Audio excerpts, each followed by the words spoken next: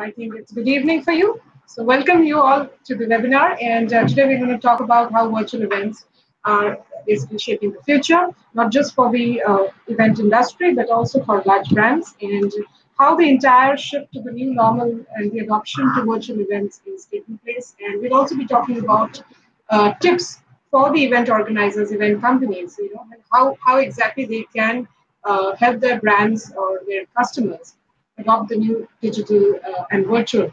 And we're going to also have a walkthrough of the platform Air, which is the virtual event platform. And this is a 30 minutes webinar, which will be followed with webinar would be a panel discussion, a moderated panel discussion, and it would be followed with a presentation of Air, which would be a 15 minutes presentation. And then we can have a round table wherein we will take up questions from the audience. So guys, feel free to drop your questions on the comment box here on the right side. We will take it up one by one. And I'd like to first welcome the guests. Hi, Malcolm. Thank you so much for joining in, and good evening to you. Hi, Aditi. Thanks very much. Good to see you. Yeah. For the audience, Malcolm is the Managing Director of Dynamic Events and Conferences. They do a lot of events across the globe, and these are all bespoke events, and they have the privilege of going to exotic locations and doing large-scale events. So good to have you on the show, Malcolm. And with me, I have Sid. He's the CEO of WebSpiders and also the product director of Eaton Live. Sid comes from the experience of leading event teams. And he's been at the forefront of events from almost 20 years now. And Sid is not just a speaker, but also collaborates on various events as exhibitor, sponsor, and also as an attendee. I think Sid loves to be at the confluence of events and tech. So thanks, Sid, for joining in. Anirban is leading marketing efforts for WebSpiders Group. He's the content lead in marketing. So Anirban is the guy who takes care of all the campaigns that you see that goes around events and other efforts, all the products, services, and events that we do. Guys, welcome.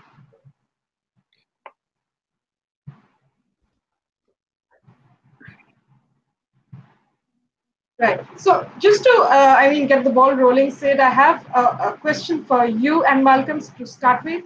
And the very first question from my end would be, in this pandemic, it's this pandemic, the situation is currently showing businesses and communities that the new normal is virtual events. So they are, however, they are missing their events in person, but there is also a momentum, to shift and to adopt to the new normal, to go virtual. So these businesses and the communities are really missing their in-person events, the experience that you have when you visit a booth or an agenda, you maybe use a mobile app, or you walk around the floor, you meet people. So that in-person experience is completely missing here. But then what is the feedback that you get from your existing customers? What do you think is their reaction to this current scenario? Do they have a worry? Do this, how are they taking it? Can you share some bits on that, Malcolm? Yeah, I think that everyone is finding it very difficult to adjust.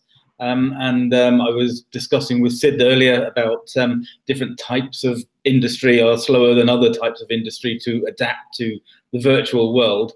Some are very cautious and some are less cautious. But in the main, I think we are seeing a massive pickup now of people realizing that this COVID is not going to go away, and that the new norm for some considerable time in the future is going to be virtual.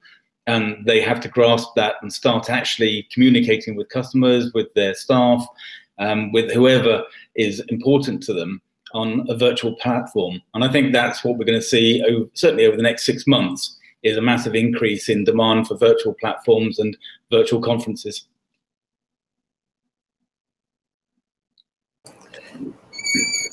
Absolutely. Sure. Sid, what would be your take on yeah, that? Sort of echoing Malcolm. Yeah, absolutely.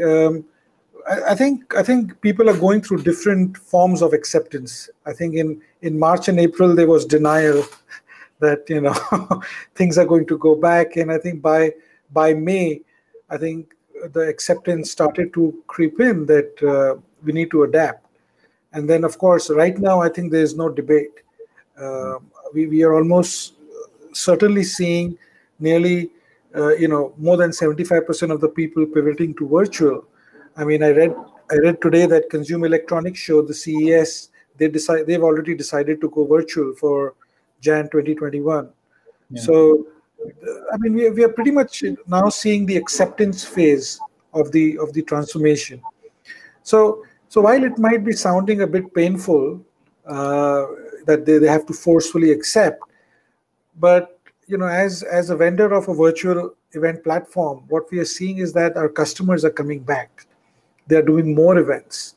In fact, they're doing sometimes smaller events more frequently, or they're holding up to their original agenda once they've seen the success of the first event. And that's something that nobody expected. And so now, for everyone, we started doing our virtual events, from May onwards. So we did our first one in May, and we've been doing every week since then. We've been hosting virtual events, and these are large scale, medium size to large events. And our customers are saying that, even when things get normal, they could not justify entirely 100% in-person event. There are cost justification, from a green perspective, being conscious about the environment, being conscious about cost, about productivity. So I think what we are seeing is like the digital twin. I think we are seeing this phenomenon everywhere, that you're going to have a digital twin of an event. So it would almost be expected that an event has a digital twin where you can choose a combination of experiences and data flows seamlessly from the digital to the physical and physical to the digital. I think that's the biggest learning of the acceptance and the enjoyment, which was not actually expected initially. Absolutely. I think this is the way to be, and I think that would also, in the coming months, I think Sid and Malcolm and Anirban, I think this is going to be this paradigm shift is going to show momentum in the coming months as well. And we're also seeing the hybrid model coming up. That brings me to my next question. Do you see your clients talking about the hybrid model? Because that's the model which is here to stay. And we think that virtual events are starting out as an alternative to in-person. So what is your take on that? Malcolm, over to you. Yeah, for sure, hybrid is going to be the way forward. There's no doubt about it. We're already seeing people booking those events now. We've got a couple lined up within the next few months, in fact. So as countries begin to free up their people so that they're not so tightly locked down, and you can actually then get people into a live stadium, live event, you're going to see more and more of the hybrids coming in with the people who can travel to the hotels or whatever, going there, and then all the rest of the people joining on the platforms and building up the bulk from that. I think what it seems to be is that you're getting a small select group in the stadium, so maybe 50, 75 people, and then 1,000, 2,000 people on the platform.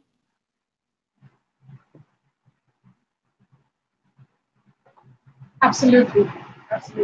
Sid, what's your take on this? Because I think you are already doing hybrid events, right? So I'm sure there are a lot of inquiries coming in. I think at the moment, people, I mean, we've already agreed for a 2021 fall event to have the virtual. I mean, at the moment, I think people are entirely preoccupied getting virtual. But for people who are even planning as early as now for next year, especially fall next year, or they're already having the virtual added on. So right from a simple RTMP feed to have the cameras, get into something like a vMix or a Wirecast and stream to RTMP, right from that to using the mobile apps, so that the people at home or people in their offices are using the desktop, and people at the event are using the apps, with the view to have a, let's say, integrated poll or an integrated chat or an integrated gamification experience. So we definitely already seeing people who are planning, because again, they're de-risking as well. They don't know what's going to happen. So if they announce an event and for some reason it cannot be held, then at least they have the virtual to get back to. And I think I agree with Malcolm. I think it would be hard for, say, a company to justify 3,000 people flying in when you could do with 500 people flying in. I think right now so many sectors are under stress, and the last thing you want is $20 million spent on a town hall event or something like that. I think budgets would be reviewed, especially travel budgets, and it would be hard to justify, say, flying from LA to Boston for a 1 hour conference, right? And that was so normal. I think pre-COVID, it was. I'm guilty of that. I'm like an event junkie, attending events every month as an exhibitor, but also as a visitor. Sometimes just for fun, to be honest.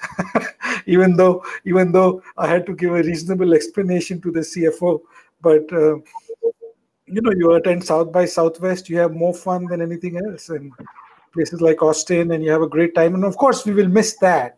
The fact of you checking into hotels and traveling, and the food and things like that. But yeah, the core KPIs or the core benefit of the event, I think the absolute surprise is that that's actually even better virtual. Just the core component. Of course, the surrounding benefits are not there: travel, food, free drinks, so on and so forth. But the core benefits, it's just there's no compromise in virtual. And also, once you've got that imbalance around the world, people who are with the COVID disease spreading in different areas, and it's affecting some countries more than others, you're never going to know for sure where you can hold an event. You might find that it's free in Europe for a while, but then comes back, and it's free in America for a while and then comes back. And so you're always going to get that feeling that, we can't travel to a country in case I get stuck there, or I can't get back to my own country. So by holding a hybrid event, you can actually hold it in one area, and then it's safe for you. And everybody else can join on the platform. They don't have to travel. So as Sid said, there's no cost involved then to join. So yeah, I think that's where it's going for the time being anyway. And no, that's a great point, Malcolm. I'll just add that, the anti-vaxxers, there's a whole group of people who, even after the vaccines come out, they need to be convinced, they need to be persuaded to take the vaccine. And based on which country, I was amazed that I was actually reading the article by Sarah Gilbert from Oxford University, who's one of the front runners in the vaccine development. And she said that, and they did the survey where up to 40 to 70% are anti-vaxxers. They don't believe in vaccination for a lot of reasons. And her view was that you should not forcefully vaccinate people. So developing the vaccine is one hurdle. And then convincing everyone to take the vaccines is another hurdle. So you got two phases here. And so that's something that nobody is at the moment factored in. People just think that the vaccine will come out today, and within a month the whole world will be vaccinated. So they're looking at two sort of milestones here. Yeah. Sure, sir. I agree, and I think that is a very valid point which Malcolm made, that you really don't know what would happen next. And when you're traveling, when you're at these events, you really don't know. You think that you're safe, but the situation might be different. So thanks for that, Malcolm. That's interesting. True. Anirban, I have a very interesting question for you. You've been doing a lot of webinars so far for WS, and you've also been a part of multiple webinars across. And you keep seeing formats. As a marketing person, you're quite aware of what sort of content runs on these webinars and how these are different from virtual events right now.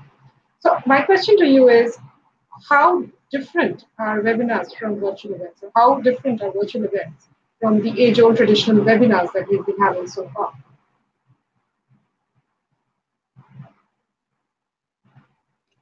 I didn't unmute myself, which is, I think, a once a day thing. So to answer your question, I think the biggest difference, and I wouldn't say it's a difference, I would say that virtual events are the evolution of the webinar. the webinar is the prototype. It's where it's something that's been happening for a long time and people are familiar with, and that's the seed. But a virtual event is so much more that the webinar is, you could say, a part, a percentage fraction of what a virtual event is. And a virtual event to a webinar is what an in-person event to a session. So you go to an event to have a session, it's a webinar. But then you don't go to an event just to attend one single session and just walk out. You go to an event to A, learn, and B, to some people, that's more important, which is to network. And then there are ancillary benefits as well. But I believe that learning and networking kind of go hand in hand if networking isn't more important for you. And again, the third element for it, I would say, is the exhibitors, where you go to test new products in your field and learn about new technologies and understand and see what's happening in your industry. So webinars, while webinars are powerful learning tools, they don't address the networking side of events. They don't address the learning about the new technology side of things. So virtual events are kind of stepping up to the plate to provide that complete in-person experience by providing a space for exhibitors, a space for networking, a space for all of those things that webinars simply cannot provide. So it's the evolution. It's the next step, and it's something that has to happen if we have to have a shot at replicating the in-person event experience on virtual. That's my view of it. Absolutely, and that's very important for us to also understand as event organizers or event planners. And Malcolm, I'm sure coming to you, you've been doing events as well across the globe. You guys do events when we talk of events, you guys do webinars as well. We've been doing that around. I mean, we spoke to Clarence also in the beginning today, and we heard that there are multiple webinars that she's been part of. So what is your experience when it comes to webinars, and how different are they from virtual events that you've seen right now? Yeah, I think that what we're seeing, what's being reported from our clients, is that there's an element of what we call Zoom fatigue. And that translates to webinar fatigue in a way. I think people aren't very excited by it anymore. To start with, it was all very new and great. You could see all these people on the screen when you've been in lockdown, but now they've got bored of it and they need more, and they need a true experience. And I think platforms like E2M are actually providing that. You're providing an exhibition hall, collaboration rooms, round tables, all these different functions that fit towards a proper conference. So you can actually go along, you can listen to the plenary, and you can go and have a chat with a breakout group. You can go and see exhibitors, and it creates a whole new experience for everybody. So if you do experience fatigue, if you're fed up of listening to the guy in plenary, you can go off to the exhibition hall and go and see your favorite supplier, or you can go to the round tables and have a chat with somebody else who's also fed up of listening to the plenary. So it's a bit like, I guess, going out and having a coffee break. When you're actually in a live conference, it's the same sort of thing, but on your platform. And that is where we seem to be heading now, that people are getting so fed up with Zoom and Teams and things.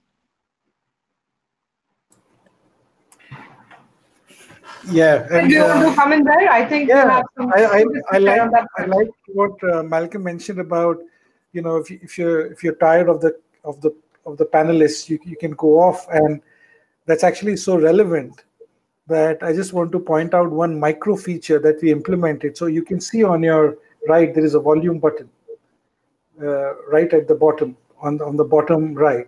There's a volume button, and you'll be amazed that not a single webinar platform has that. You can go and compare it to, so you can mute yourself, you can switch on your volume for the entire laptop, right? But you cannot mute the session only. So what happens is that what we noticed was that in a 2-hour keynote session, as everything is on your phone or on your laptop, you're going to get a Skype call. You're going to want to perhaps watch a Netflix quickly for complete your TV show while a boring speaker is on. Hopefully that's not me. and I said that you need a volume button, and we saw every platform. None of them have a volume button that can only switch on, lower the volume of that session, not the entire machine. But coming to a larger point, Aditi, Malcolm, everybody, is that we are doing so many virtual events where there are no webinars. Like just a call before this, we are doing where it's entirely roundtables. So I think a webinar is just one session. Many of our events initially were like 3 or 4 hours. Now most of them are 2 to 3 days. Now imagine having a Zoom call. You would need like a 20 links. And so that's just one of the format. So many of our events, for example, the one we did for BCRF in New York, they had a live stream entertainment, right? Plus the video. So it was a pre-recorded video streamed as live, right? Attendees talking to each other, that's really critical. In a webinar, you don't even know who are the attendees. Their attendees are networking, they're requesting a meeting. And of course, as an exhibit hall, you're also having a video chat with them. But it's something that webinars could be a component of the event, but an event has at least 9 more things that you can do. And I think over the last 15 minutes, I'll just share a quick 10-step guide on what you can do that.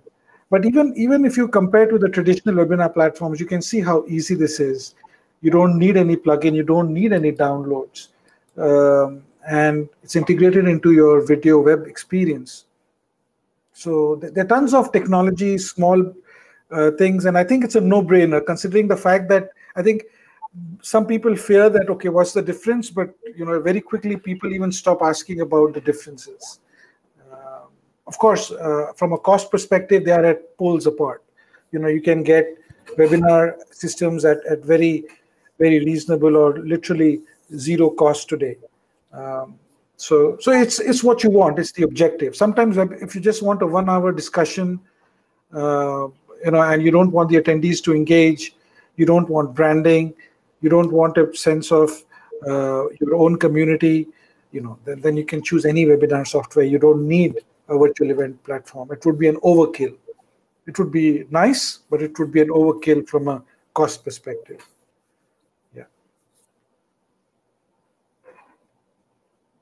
Yeah, you're on mute, Aditi, I think.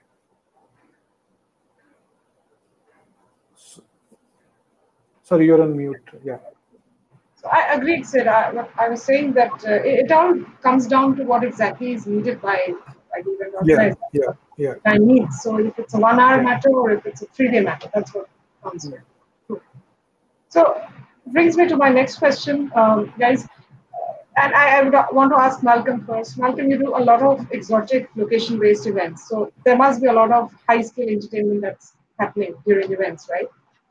When we have to bring in the entertainment factor, because we all know that entertainment plays a huge part of events, in-person events, and there's always some track or the other, whether it's a jamming session or it's a breakout session to do with any cultural performance or anything. It could be even a DJ night for that matter towards the end, like a cocktail night. So how do you bring up these entertainment tracks within virtual events?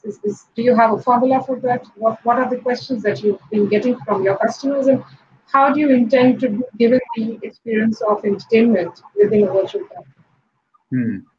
It's not a straightforward answer, unfortunately, because every single customer is very, very different. And we have to do it on a very bespoke basis. So we are looking at the demographic of the people involved on the platform. We're looking at what type of industry they're in, what their expectations are, a whole raft of different questions to ask people about this. And personally, I think there is a place for entertainment, but it's a very different world when you're on a platform like this to when you're actually seeing a live show.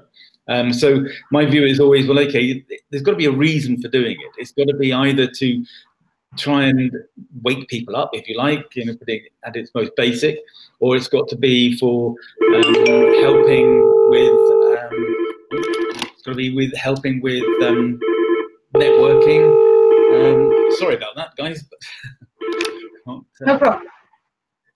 So yeah, what we're finding is that we are trying to educate our customers to say to them, right, come on guys, don't just put it in for the sake of it. Think about why you want to put this entertainment in, where you want to put it in, and then we work around that to say, okay, well, the type of entertainment that's going to work to enhance networking could be a cocktail session or just some music to chill people out a bit. But generally, I try and keep it to a minimum. It seems to be a difficult area to deal with in the main. You can't just throw something in and expect people to like it. So absolutely. So I think it's always a bespoke solution depending on the client requirements. So, Sid, what's your take on that? Yeah. So what we've seen, especially in the large sort of, when I say large multi-day events, we are seeing the pattern where people are not necessarily logged in for the entire day. They log in the morning, they bookmark sessions that they want to be in, and they keep coming back and forth across the day. That's what the analytics are showing.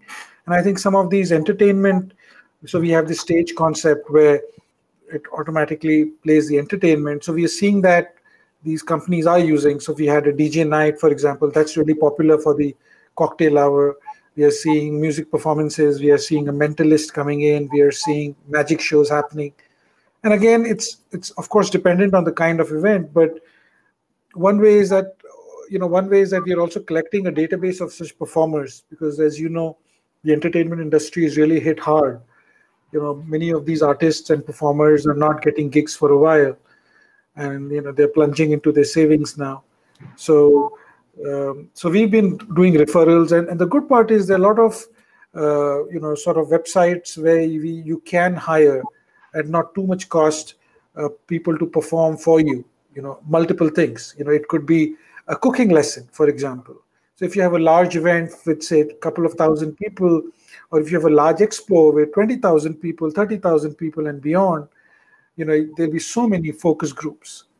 And by having these things, you make sure that they come back. Because with these events, the fact is you have to keep calling them back. They're going to go off for lunch or for a break or things like that. And that's why the companion mobile app helps to keep bringing them back into the event.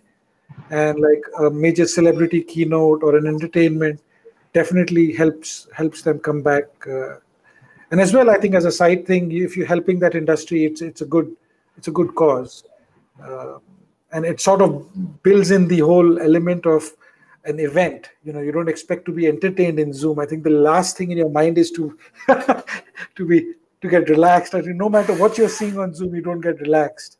But events, there's a big component. I remember the first event I did in my life as a big event, overseas event, was in Vegas, Comdex, if you remember, in year 2000, November. That was my first time in the country. And, I had done lots of events in different parts of the world, but seeing Comdex in Vegas, it just blew your mind to a level that you cannot understand, the kind of entertainment you had. And, it was just unbelievable. It was like the major shock that you can have. So I think entertainment is still a big part of large events and large employee conferences. And it's possible.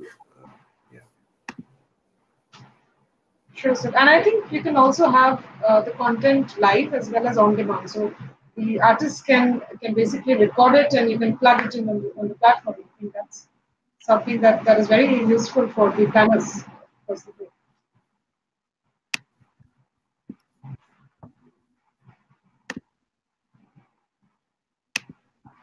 I just want to say, add something to this, because I kind of agree with both Sid and Malcolm here, in that the thing about entertainment here is that what Malcolm just said, that is there a point to it? Is there a value to it? That struck a note in my head, because I'm born and bred digital. My marketing has always been digital. So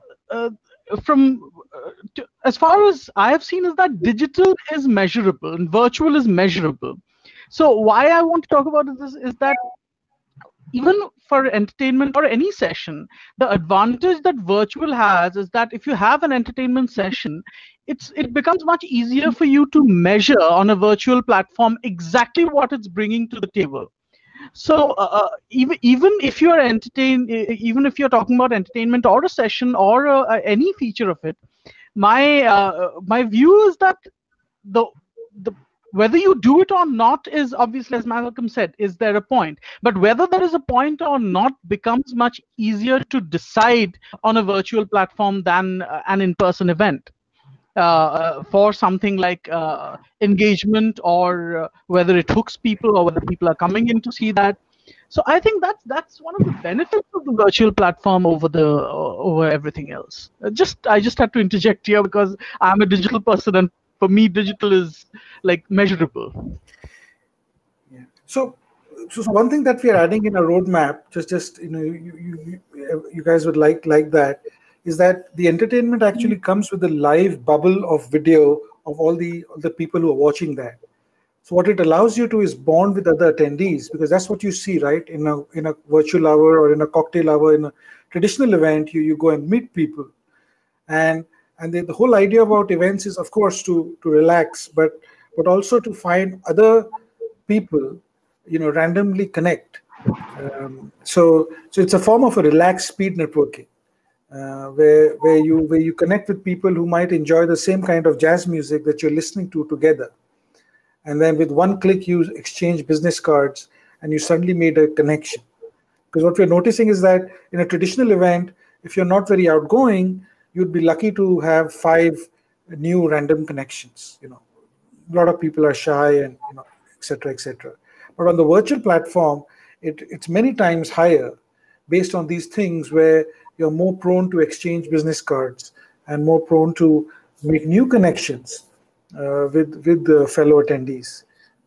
So that's the specific outcome that you can expect of people bonding. So it won't be just a screen where a video is playing and you're watching it.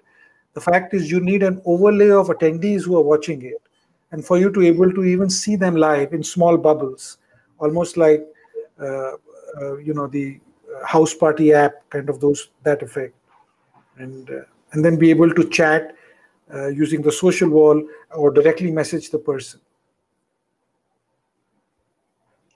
I just want to point out to our audience that on the right of the screen, you'll see a small bar, a bar with a few icons. There's a microphone icon, and there's a Q&A button.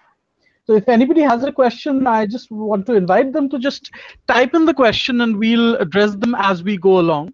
Just wanted to point it out in case you have questions. So there's a distinct chat menu, and then there's a Q&A menu.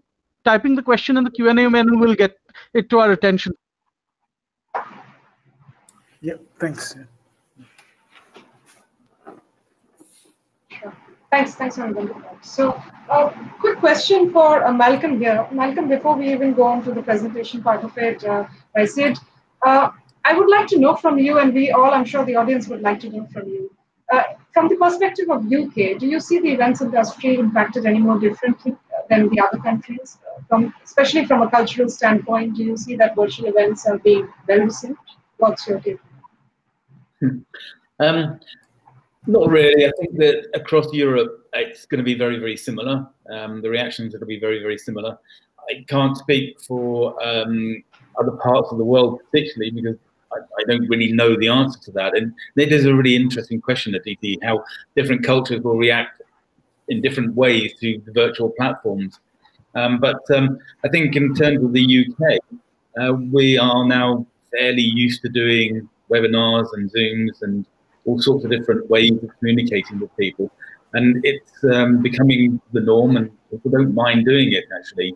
And in some ways, it's been quite a boon to not have to travel to go and see clients, because it takes up a lot of time in your day.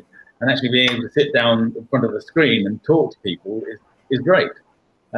Culturally, I think the English are fairly reserved, and in a way, I guess the Zoom meetings like this work because you don't have to actually do the whole meeting and greeting thing. And I think maybe the Brits are going to like that to a certain extent.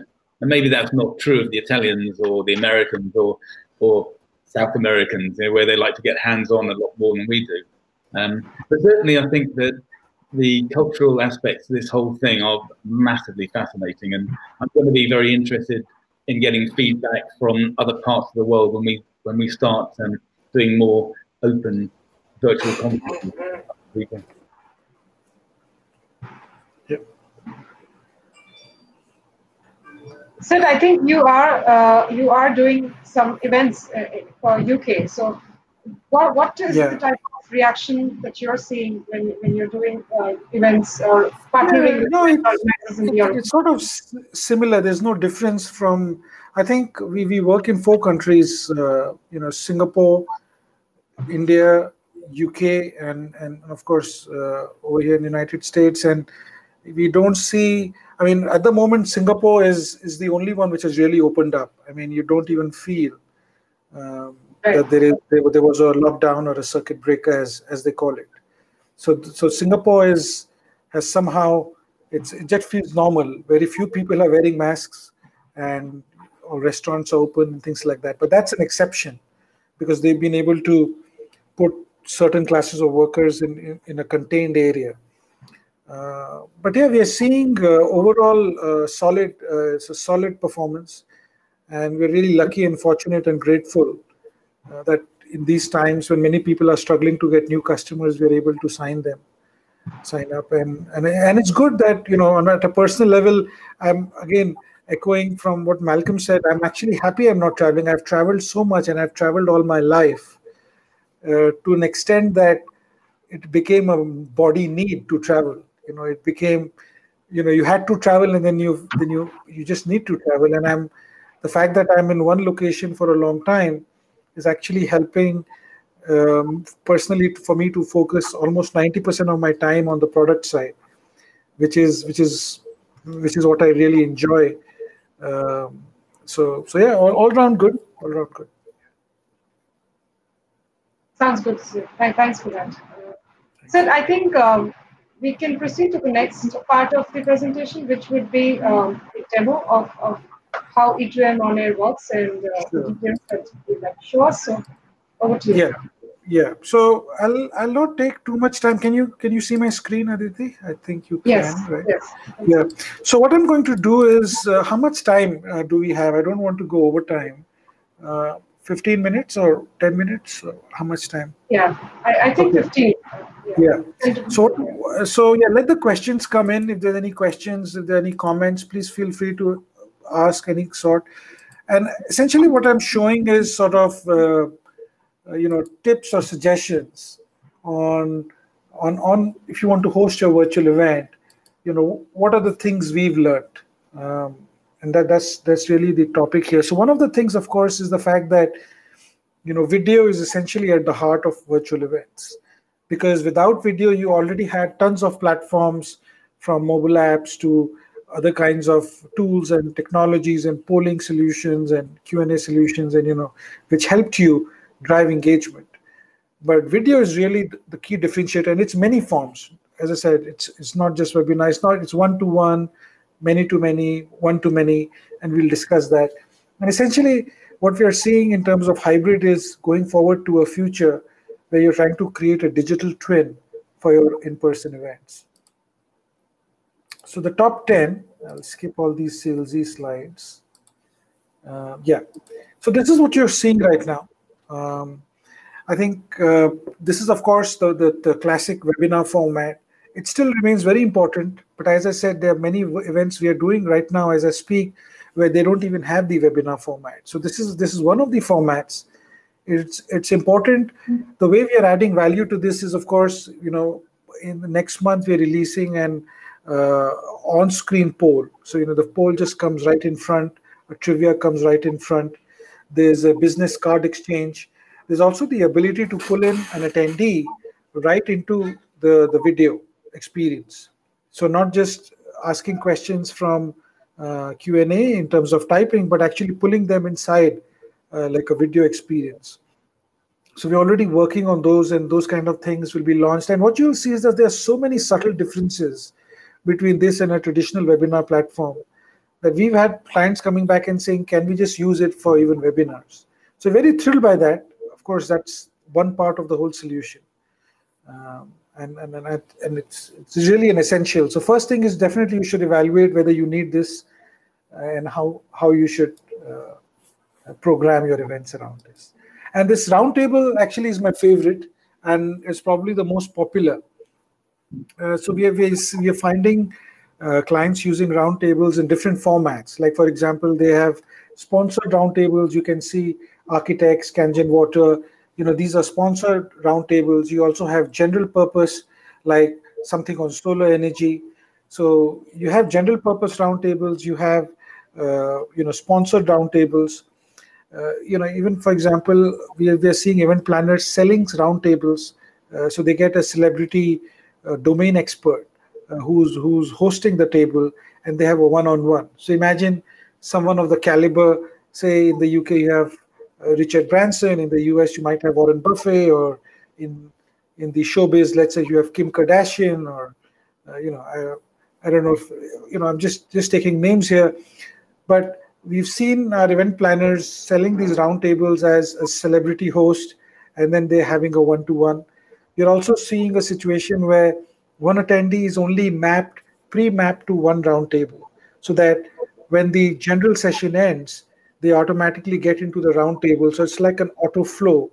They automatically get into the roundtable. So we are seeing this being used in many, many formats, and we are also very amazed at the amount of time that the attendees are spending on this. So, we did this one event for BNI where we saw that, the event had finished at about 5:30, but the attendees were still using the roundtables till 10:30 in the evening.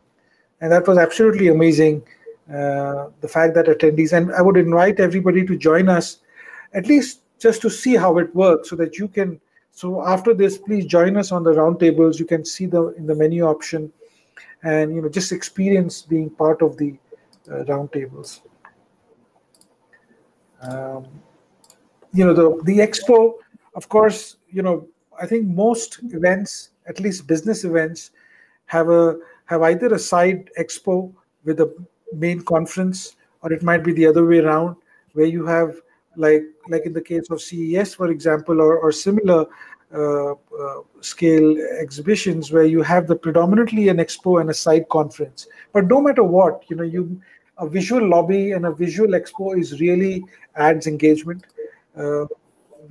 Just having a list just doesn't help. What you want to do is drive I think the entire purpose of an expo is to drive interest from people that you don't know. That's I think 80% of the objective of any trade show booth. You're trying to drive an interest from people that you've not met before. So having this kind of an experience really helps. We, of course, have the option to fall back and just have listings, but we highly recommend this kind of a format. And I'm going a little fast, so if please feel free to put in your clarifications on the Q&A. So one big thing about, you would see a lot of virtual events, like for example the Apple virtual event that happened recently, the Developers Summit. They actually were pre-recorded. So you see a nice background to it. You see like the PowerPoint or the video playing behind the speaker, and a lot of effects. So they are pre-recorded. Your entertainment could be pre-recorded, but they are streamed as live. And this requires a different set of server infrastructure, because when it's streaming live, it's only available when you access it, right? It's only for that duration. You cannot fast forward, you cannot rewind.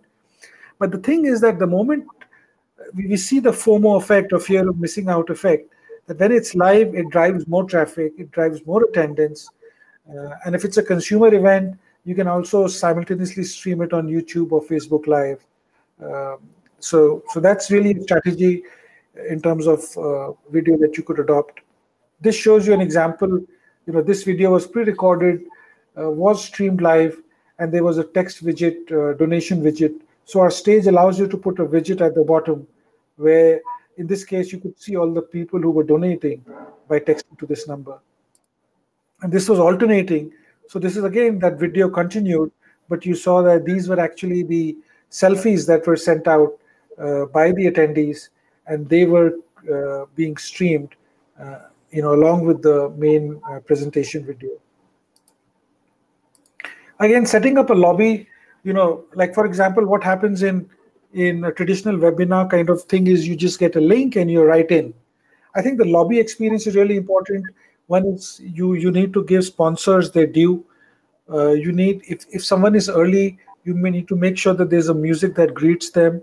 You need to make sure they can do other things, like for example, being part of a social wall and getting into a conversation with attendees versus just going right into a session.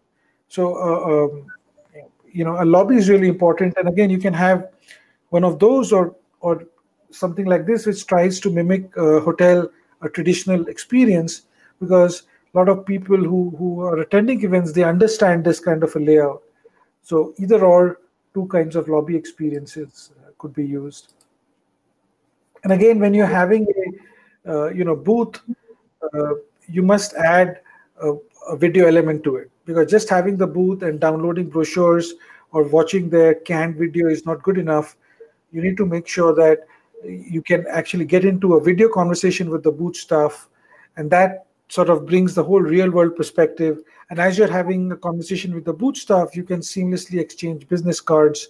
Of course, it's digitally, so he or she gets an email, you get an email, and the lead is captured. And in case, for example, the booth staff is not available, you need to make sure that you have a callback experience available so that you can schedule a meeting for later and not lose that. So I think from a virtual perspective, the exhibitors really enjoy the fact that they're just not getting name cards. They're actually they're getting specific meetings out of the experience.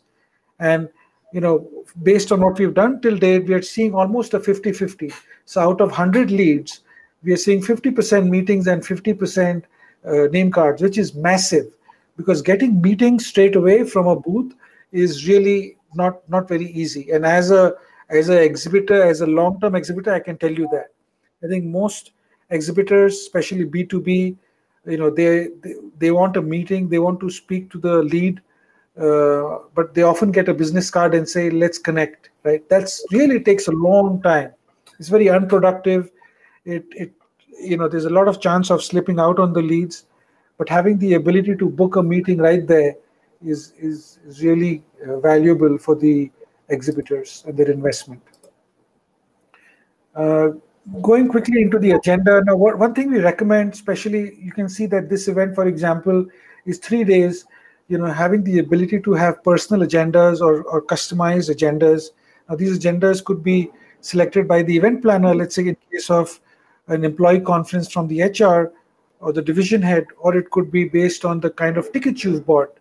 But it's important to know that, this is my personal agenda, and then having a companion mobile app to drive the reminder process for the personal agenda. Because if you're having a medium-sized event, you're bound to get multiple tracks working at the same time.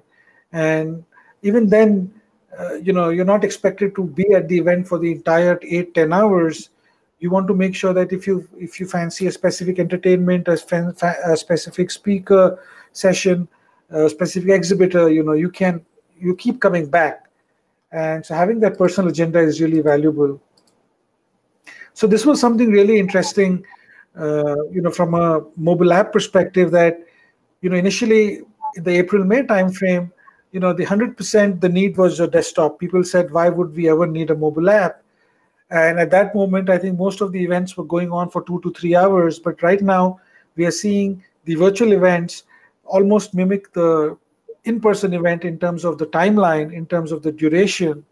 And, the mobile app now is actually making a resurgence because it helps people stay connected even when they are not on their desk. And it reminds them, it helps them to be a part of the conversations, whether it's a poll, whether it's a Q&A, whether it's a social wall. So if you're having an event that is more than 4 hours long, again, a valuable tip is to make sure that there's a companion mobile app for that. And this is another example why, mobile apps would be useful, of course, for notifications and making sure you're coming back. We discussed this very briefly. We're finding this more often. We are finding people doing some form of an entertainment at the beginning, some form of entertainment at the end. And as I said, there are a lot of online sources where You can engage with performers globally, get them to record content for you, and then stream it live, based from the module where you can stream content live.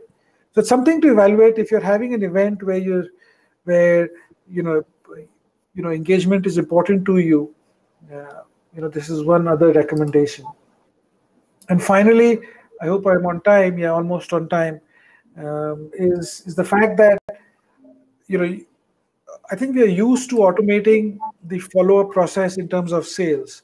So you would keep sending out mailers saying sign up. You would do retargeting ads on Facebook or YouTube, driving traffic back to your event. However, reminding them for existing registered people to come back, and even during the event, you have segmented alerts. So for example, if somebody has not been to the expo floor, then sending out a notification to all those people who've not seen the expo floor saying that, hey, you've not seen the expo floor, why don't you look at this? Or if somebody has not even tried the roundtable, then you send them a segmented alert. Or if somebody has not been to any session, but he's spending all his time in the expo or the roundtable, then you can drive traffic there. And it's absolutely amazing. This is almost like, this whole virtual events industry is like the Netflix experience where, 10 years ago or whatever, 15 years ago, nobody thought that, watching movies on your desktop would be at all an option. And now it's probably the only option. Virtual events are sort of in that category. And as you can see from some of the Netflix alerts that keep sending you that, hey, this is a movie for you, this is a TV show for you, the reminders, this is advanced AI, but having this capability to invite people back to the event just adds to the whole engagement, no matter what kind of event you're doing. So this is essentially part of that platform. Zoe is part of the E2M platform. It's an optional module where you set up cadences and you can, based on real-time behavior. So if they've not done something, then you can say, if they've not logged in, it's been 3 hours, you can say that the event has started, please join in. And this is all automated. Really useful to drive in the traffic. So that's it, Aditi, from my side. Thank you. I hope we were on time, and I hope it was useful. Absolutely, Sid. That's quite informative, and thanks for running us through the details of the platform. I have an interesting question coming up. I'll ask Malcolm quickly before I let him go. Malcolm, the question is, what could be the topmost risk areas of virtual event upon in-person event? I mean, as compared to in-person events, what would be risky? What would be the risk areas when you do virtual? Do you want to share some bits on that? Yeah, I think that one common thing that comes through from all our clients is they are a little bit nervous about live presentations. And I think that for them, the solution to that is to pre-record them, but have the presenter live to be able to answer questions after the presentation has run. That seems to be a common thing. Is like, what happens if something goes wrong during the live presentation? What will I do then? And what if their internet goes down? And that seems to be the common, most fearful item on these presentations. Yeah, exactly. And that's why, alluding to my session where you stream pre-recorded as live is so important, with the ability to have the engagement Q&A. That's a great point. Yeah. Absolutely. Thank you, Malcolm. Thanks for sharing that. And Sid, I think we've had some questions. Okay, let me just check if there's. So I think we've answered the questions, and we will take the questions offline as well. So guys, feel free to drop a line to us, and we will take it up post the webinar. Thank you, Malcolm, so much for coming onto the show. I will now request all of you to move on to the next session, which is roundtable. So if you all can just join in just to get an understanding of how roundtables work. Yeah, I mean, this is really a open, casual get together on the roundtables. And I think even for 5 minutes, it would give everyone a perspective that now all the attendees can get a voice. And, you'll find that on the first tab under roundtables, join any of them. Let's have a chat for a few minutes. And then I know we don't have entertainment for you tonight or this afternoon, but we promise when we have a larger event, we will. So yeah, I'll see everybody in the round table. Please join us there, experience that, and then go. And again, thanks Malcolm for joining in. And if you could spend a few more minutes on the round tables, that'll be absolutely fantastic. Yeah, see you there. Thanks everybody. Thank you, everyone. Thanks for joining, guys. Please come to the